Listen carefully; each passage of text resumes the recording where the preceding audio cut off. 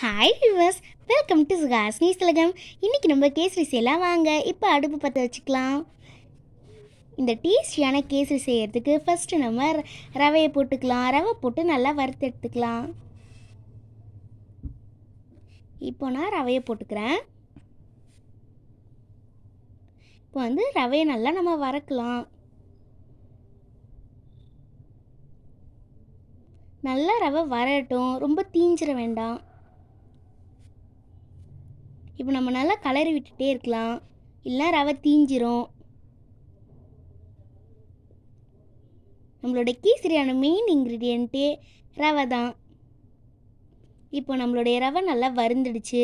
இப்போ அதை நம்ம ஒரு பாத்திரத்தில் கொட்டிக்கலாம். இப்போ இன்னொரு பாத்திரத்தில் கொஞ்சம் நெய் சேர்த்துக்கலாம்.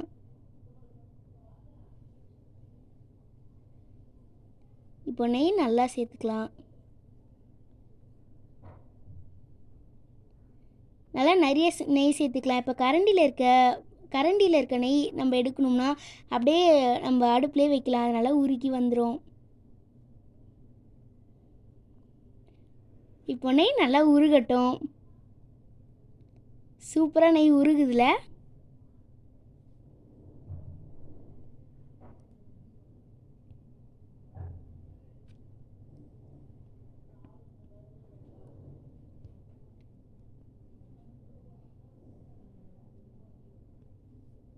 இப்போ நெய் நல்லா உருகிட்ட உடனே இதில் நம்ம முந்திரி பருப்பு சேர்த்துக்கலாம்.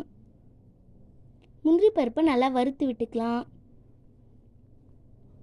முந்திரி பருப்பு ரொம்ப தீயாமல் நல்லா கலர் வரட்டும். இப்போ நம்ம இதில் திராட்சை போட்டுக்கலாம். திராட்சை நல்லா நமக்கு உப்பி வரும். அந்த மாதிரி வந்துட்டோடனே நம்ம அடுத்தடுத்த இன்க்ரீடியன்ட் சேர்க்கலாம். பார்த்திங்கன்னா திராட்சை எப்படி உப்பி இருக்குது பார்த்தீங்களா?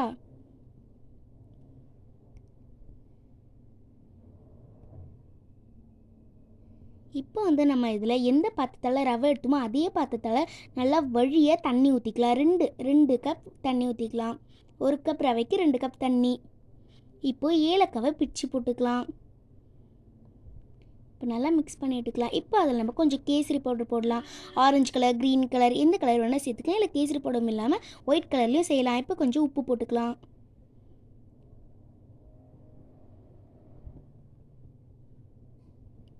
இப்போ அது நல்லா கொதிச்சிட்ருக்கு. இப்போ நம்ம இதில் 1 கப் சர்க்கரை சேர்த்துக்கலாம்.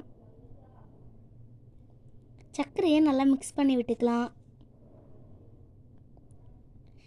சர்க்கரை நல்லா கரைஞ்சி எப்படி கொதிச்சு வந்துட்டுருக்கு பார்த்தீங்களா?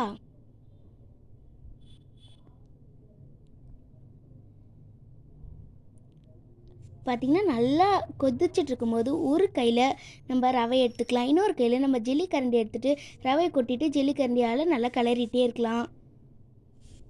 அப்போ தான் நம்மளுக்கு கட்டி தட்டாமல் நல்லா நமக்கு ஸ்மூத்தான டேஸ்டியான கேசரி கிடைக்கும். நல்லா மிக்ஸ் பண்ணி விட்டுக்கலாம். இப்போ பார்த்திங்கன்னா நம்ம மிக்ஸ் பண்ணிகிட்டே இருக்கணும், இல்லை நமக்கு கேசரி கட்டியாயிடும். பார்த்திங்கன்னா கொஞ்சம் மிக்ஸ் பண்ணிவிட்டு கொஞ்ச நேரம் மூடி அப்படியே வைக்கலாம். இப்போ கொஞ்ச நேரம் மூடி வச்சிடலாம். நம்ம இதை ஓப்பன் பண்ணலாம். ரொம்ப சுடுது.